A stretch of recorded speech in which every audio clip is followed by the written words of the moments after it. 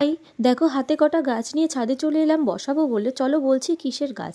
দেখো একটা ছোট্ট টবে মাটি ভরে দিয়ে আমি রেডি করছি বসাবো বলে। আর এই দেখো একটা গাছ নিয়েছিলাম 15 টাকা দিয়ে, বেগুনের চারা।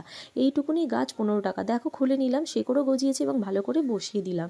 প্রথমে ছোট টবে বসিয়ে জল দিয়ে রেখে দিলাম। দেখো এটা 5 দিন পরে এবং এটা 12তম দিন পরে কিন্তু গাছটা ভালো সুন্দরভাবে গ্রোথ করছে।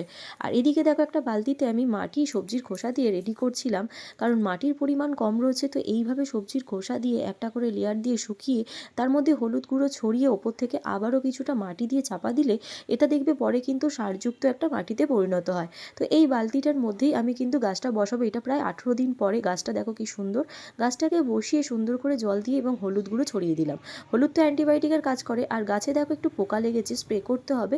এর মধ্যেই কিন্তু আমার গাছটা সুন্দরভাবে ধরে গেছে আর এই মাটি থেকে কিন্তু সুন্দর সারও পাচ্ছে। তো দেখো গাছে ফুলও চলে এসেছে, ফল ধরা অপেক্ষায়। তোমাদের সাথে শেয়ার করব। চ্যানেলটি সাবস্ক্রাইব করো।